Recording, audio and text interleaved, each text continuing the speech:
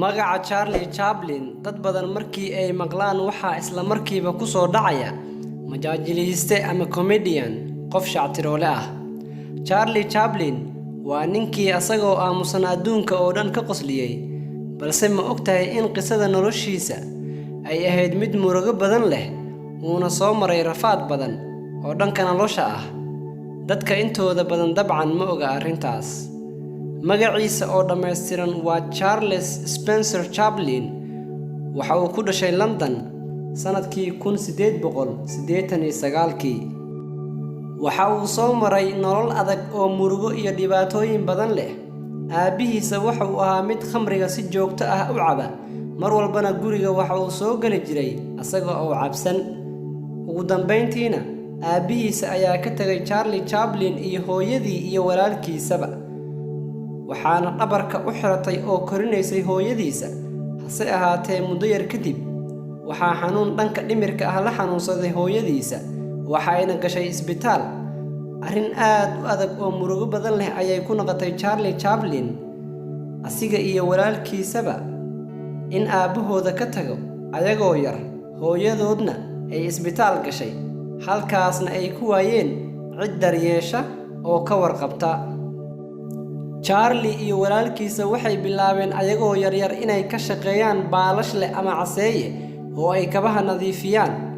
Waa nasiib xumo weyn runtii in ilmo yar oo u baahan xanaanada waalidkooda ay shaqadaas noloshooda ku maareeyaan.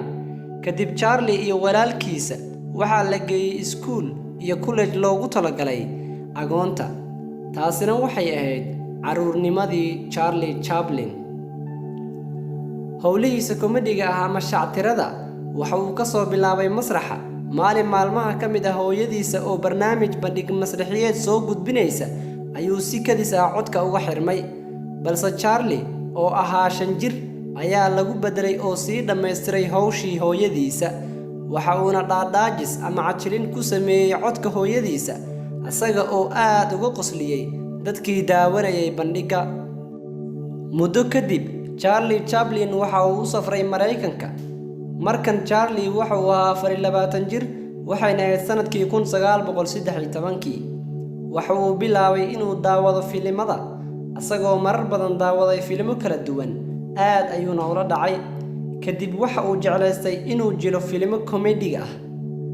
Sanadkii 1914 waa sanadkii ugu horreeyay ee la soo saaray filim uu waday Charlie Chaplin. Kadib waxa uu soo saaray 35 filim oo u badnaa inuu jilo shactirada, weliba asagoo aamusan. Kadib waxa uu ku biiray shirkad filimada soo saarta. Shirkaddan ayaa siin jirtay mushaar isbuucle ah oo ahaa $250. Sanadkii 1915 ayuu jilay filimkii ugu horreeyay ee ay soo saarto shirkaddan. Waxa uuna jilay darbijiifnimo. Waxa uuna doorka ama kaalinta uu ku lahaa filimka ee darbijiifnimada ah u jilay si aan caadi ahayn, ileen isaga ayaa horay u soo maray noloshaas. Markii uu ahaa 26 jir, Charlie wuxuu noqday xiddig caalami ah oo caan ka noqday dhanka filimada komediga ah.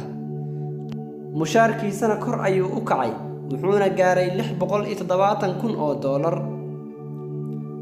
waxaa noloshiisa ku dhacay isbeddel weyn. Shalay wuxuu ahaa faqiir nolol adag ku nool oo ku soo koray kolleejka agoonta. Maantana waxa uu noqday mid ka mid ah jilaayaasha ugu caansan uguna qanisan dunida. Balse waxaa dhacday in jilaagaas weyn laga eriyo Mareykanka, laguna dhaho dalkeena nooga bax. Sababtu maxay tahay marka? Sheekada waxay ka soo bilaabatay nin Amerikaan ah oo lagu magacaabo L.D. Hoover oo aad u necbaa Charlie ayaa shaqo u soo bandhigay Charlie, waxayna ahayd shaqo uu dowladda la shaqayn lahaa. Kadibna waa uu iska diiday Charlie shaqadaas. Charlie waxa uu Mareykanka ku noolaa muddo 40 sano ah, laakiin lama siinin dhalashada Mareykanka. Sababtana waa inuu jilaa ka ahaa filim lagu magacaabo Modern Times.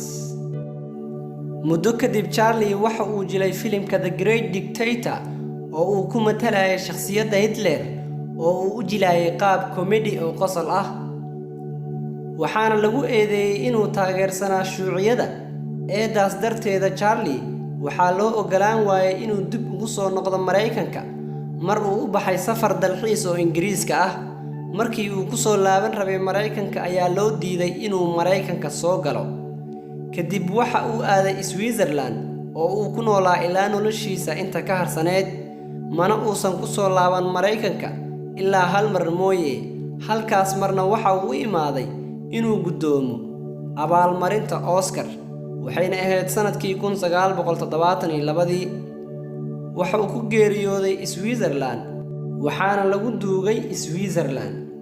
Xanuun ayaa ku soo booday wuxuuna geeriyooday sanadkii 1977.